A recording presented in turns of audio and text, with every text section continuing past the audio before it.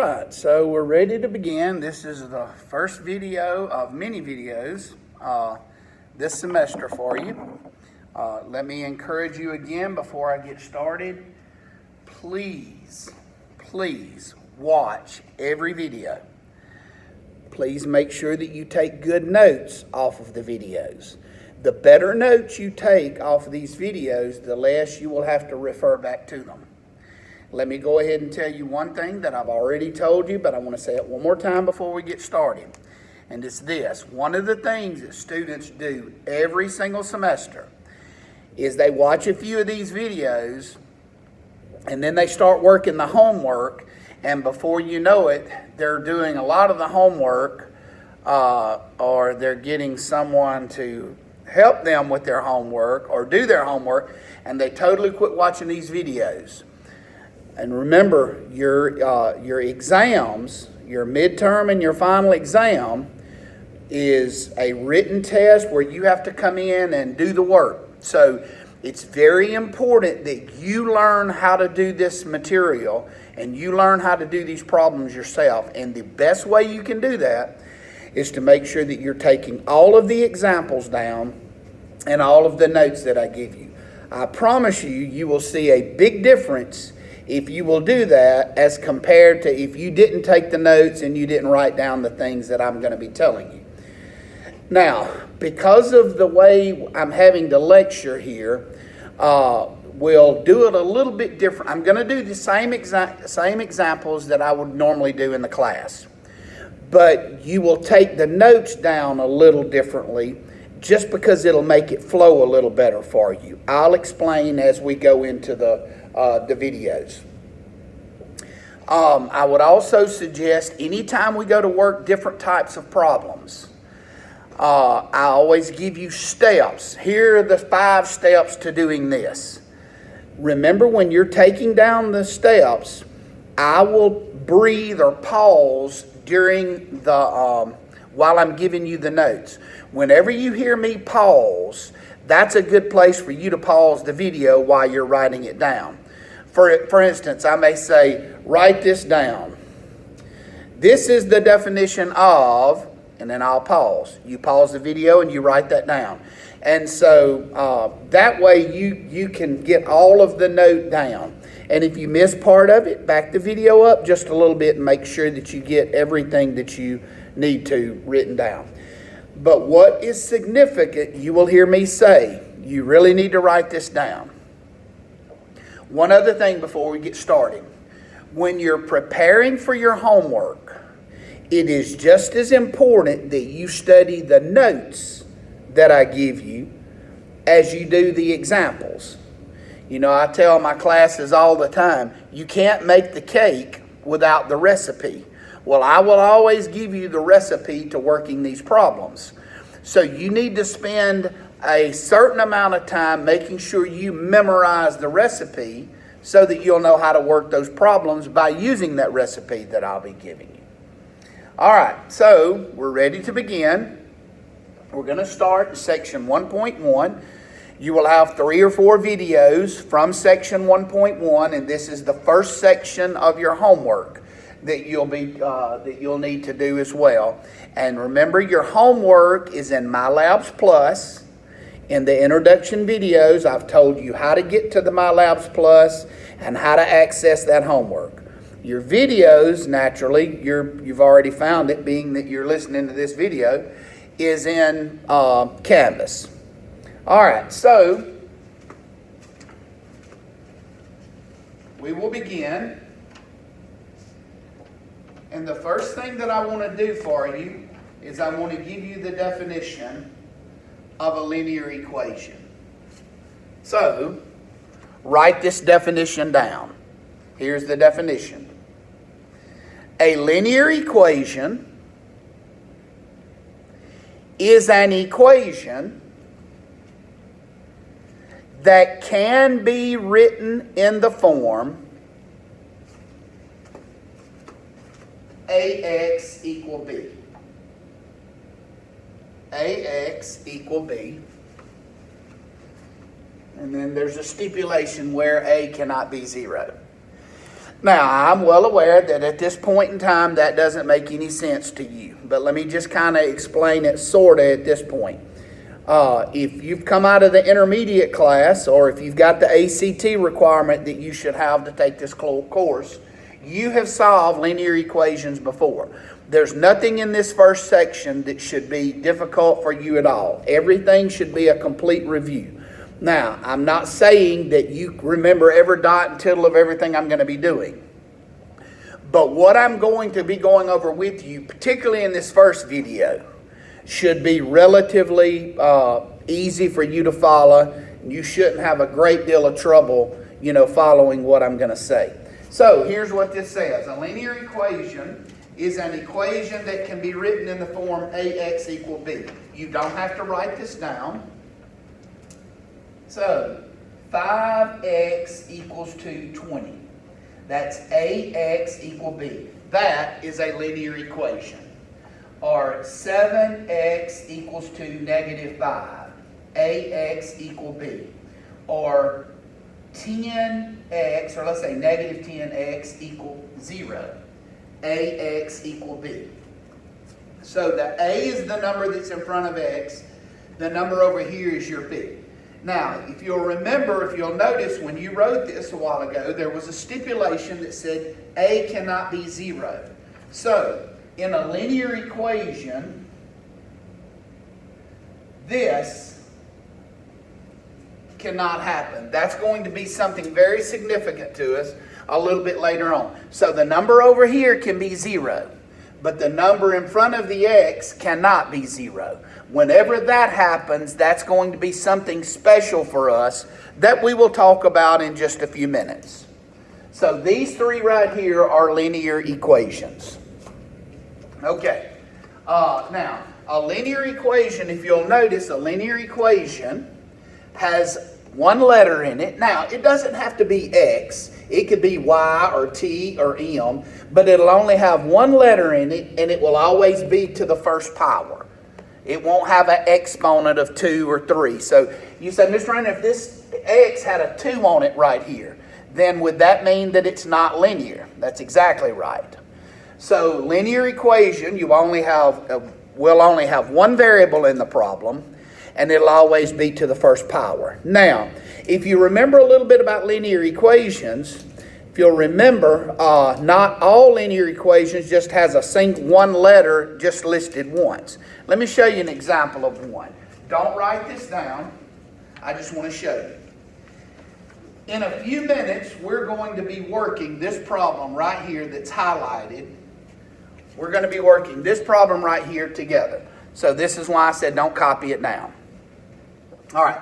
Now, if you look at this, does this look like AX equal B? Well, heavens no, it's a lot longer.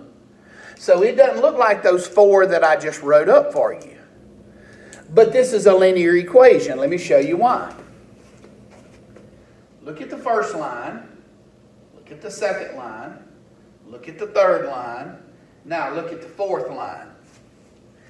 This problem eventually becomes this. So this and this is the same thing. Now look right here, AX equal B. So if this is a linear equation, and this comes from this up here, this is a linear equation also. So see, you can have an X listed more than once, but they're all to the first power. So this is a linear equation. This is a silly example, but it'll make the point that I want to make. If a child takes Play-Doh, and if you've had me before, you've heard me use this example. If a child dumps Play-Doh out of a can, and they break that Play-Doh into pieces, and it's all over the table, does it look different than when it did when you dumped it out of that can? Sure, it looks different, but it's the same stuff. And if you get all that Play-Doh and you put it back together in that can, it's the same Play-Doh, it just looks different. This line right here and this line right here is the exact same problem. It's just this one is simpler. We call it simplifying or simplified. So this will reduce down to this right here. And so our goal, or what we're going to do in this first section, is review. I'm not teaching you how to solve this. We're reviewing over how to solve linear equations. Now, the key word to what I just said was solve. What we do to all equations in mathematics is we solve. The two words linear equation, the word linear means your variable is to the first power. The word equation simply means the presence of the equal sign. So the goal to any equation in mathematics is to solve it or find the answer. So let me just, and again, I'm still just going through introduction, so you don't have to write any of this down yet. So if I have 8x equals 24, of course the answer to that is 3. Now, why is the answer 3?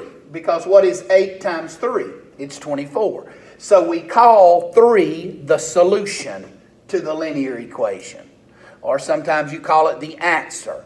So when we solve this, we get this. So this is called the solution. Now, not only is this the solution, it is the only solution to this equation. So if you let x be anything other than 3, this equation is not true. So the solution to an equation is the numerical value that that letter must be in order to make that equation become a true statement. Any other number you let x be, this is no longer a true statement. You will also see in a note in just a minute, most linear equations has one solution. Now, there are some exceptions, but most have one solution. This one right here has one solution. All right, so what I want to do next is, before we talk about linear equations, I want you to take down this next note. Actually, 2 notes. Take down this note right here. The goal for any equation is to solve it. The goal for any equation is to solve it. All right, so now remember, you can pause the video. So our goal to any equation, I don't care how tiny or how big it is to solve it. You will learn, and if you had an intermediate before, you'll remember not all equations are linear equations. There's a bunch of different kinds of equations. Just like in athletics, if I say the word ball, well, there's football, basketball, baseball, volleyball, etc. Now, the goal in those sports, if it's competitive, the goal is to win. But how you win and how you play the game differs from one sport to the next. Well, it's the same way in mathematics. In mathematics, you have different kinds of equations. We have what's called linear equations, quadratic equations, radical equations, absolute value equations. So there's all different kinds of equations. The goal is the same, to solve it. But how you solve it differs from one equation to the other. So in this first section, we're only going to concentrate on linear equations. That's it. All right. Before we move on, I want to give you a couple of other notes. So take down this next note. Write this down. When solving an equation, the number of solutions the equation has will be, all right, and then put a colon, and there's going to be 3 options. Here's the first one, number 1. So how many answers you have will fall into one of 3 categories. Number 1, finite, F-I-N-I-T-E. Now, out beside the word finite, write this. Conditional equation. Let me give you the other 2, and then I'll come back and explain. Number 2, infinite solutions. Or all real numbers. Infinite solutions or all real numbers. Out beside that, write this. identity equation. And then number 3, no solution. And then out beside that, right, identity equation. Now, let me explain what those 3 mean. Okay, let's back up. You look back at the note as I talk about it. In this course, not just linear equations, when we solve any equation in this course, how many answers you have will fall into one of 3 categories. The first one is the number of answers you have will be finite. Now, what does finite mean? Finite means you can actually count how many there are. For instance, there's a finite number of people that live in Jones County. There's a finite number of people that live in the United States. There's a bunch of them, but you can count them all. Anything that is countable is finite. So, if an equation, when you solve it, has 1 answer, that's finite. If it has 2 answers, that's finite. If it has 8 answers, that's finite. So, when you solve an equation, first is the number of answers you have will be finite. We call those equations conditional equations. 95% of the equations that we solve in this course, probably more than that, fall under the heading conditional equations. All right, so if you have a certain number of answers, that's a finite number. But there are some equations you will see in this section. There are some equations where every single number you try works. 5 is the answer, 7 is the answer, -3 is the answer, 2.7 is the answer, -11.9 is an answer. Every single thing you tried would work. That is a special case. Those are what we call identity equations, where the answer is all real numbers. Everything works. I will show you when we get to those how you can identify those. And then the third possibility is there's no answer. Nothing works. In that case, we call that a contradiction equation. We just write no solution. I'll show you how to identify that as well. So when we solve these equations, there's either going to be no solution, nothing works, everything works, or we'll find a certain number of answers. Most of the time in linear equations, it'll have 1 answer. But I will show you how you can tell when you're in those other 2 cases. Okay, the last thing I want to leave you off with in this section is I want to leave you a note, very, very important note right here I'm about to give you, is your recipe to linear equations, the problems that we're about to do. Now, the steps I'm going to give you, we're not going to use all of these steps in every one of these problems to begin with. But we will eventually get to problems where we utilize all of these steps. Okay, so take down this note. Title the note. Let's put a title on this note. Title this note, Steps in Solving Linear Equations. Okay, step 1. Remember, you can pause your video. Step 1. Eliminate fractions and decimals by multiplying each side by the LCD. Step 2. Eliminate grouping symbols by using the distributive property. Step 3.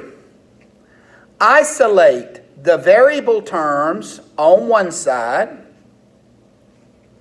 and constant terms on the other and simplify.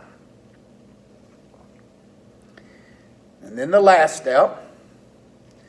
Divide by the coefficient of x. I'll talk about that in a minute. Divide by the coefficient of x unless it is 0. Continue the note. If it is 0, the answer will be no solution or all real numbers. and then I will explain when that time comes what that note means as well. So, I'm assuming you've got all your steps down now. So we're ready to now begin reviewing back over solving linear equations. So for this, we're ready to start working examples. So write these instructions down. Solve the following equations. Solve the following equations. We will begin with the examples in the next video.